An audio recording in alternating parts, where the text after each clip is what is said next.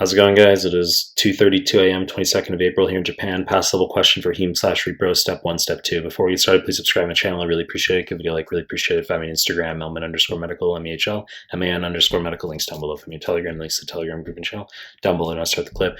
22-year-old woman, G1P0, 28 weeks gestation, no past medical history, pregnancy unremarkable, blood pressure 140/90.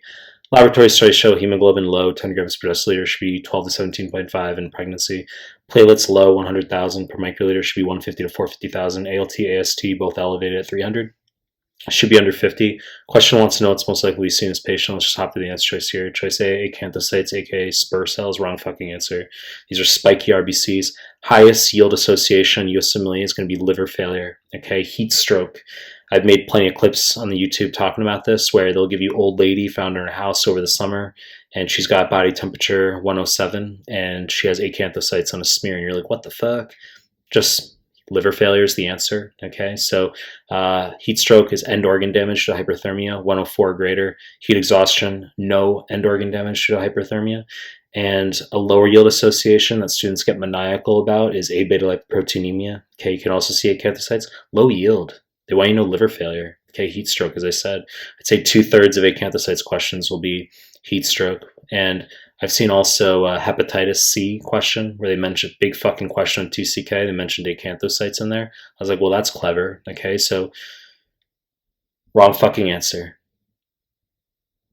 Choice B, basophilic stippling, wrong fucking answer. It's going to be lead poisoning. Okay, now some of you who are astute will say, yeah, but Mike can also be seen in other things. Not on USMLE, all right? So lead poisoning, this can cause ribosomal inclusions within RBCs. Wrong fucking answer.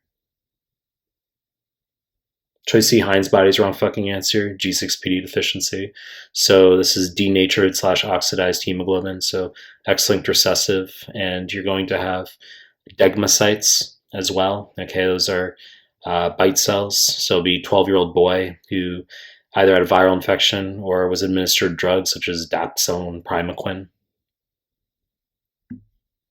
Wrong fucking answer. Choice D, hollow jolly bodies, wrong fucking answer. It's going to be asplenia. So obviously patients who've had splenectomy but also sickle cell, all right?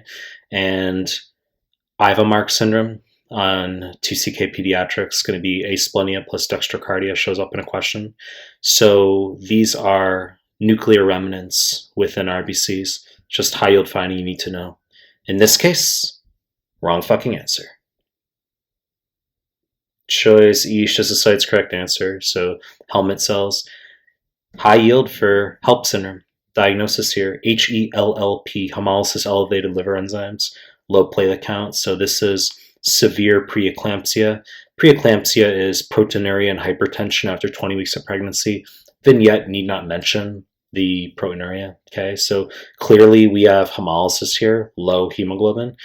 And sometimes the vignette can mention high LDH, which means hemolysis, almost always. Okay, so RBCs are packed with lactate dehydrogenase, and we have elevated liver enzymes, and we have a low platelet count.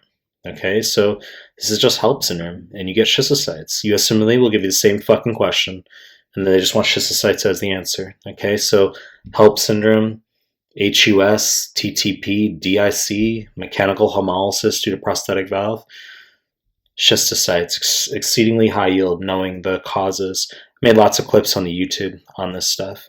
And by all means, I'll link my heme PDF down below where you can read a lot about the different types of RBCs, etc.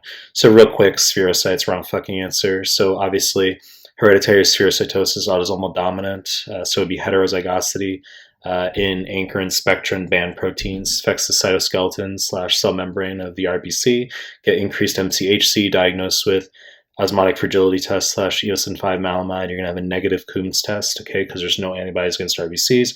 You can get spherocytes where you have a positive Coombs test, antibodies against RBCs, in someone who's been administered a drug or has had a recent viral infection. So they'll say, kid had a runny nose for a few days, has spherocytes, and there's a positive Coombs test. What's the answer? It's going to be hemolytic anemia, hereditary spherocytosis, wrong fucking answer. Student thinks it's an erratum, but they said a positive Coombs test. And hereditary spherocytosis, as I just fucking said, negative Coombs test. In this case, wrong fucking answer. You know the deal. I'm going to make more content. Like my stuff, subscribe my channel. I appreciate your time. That's it.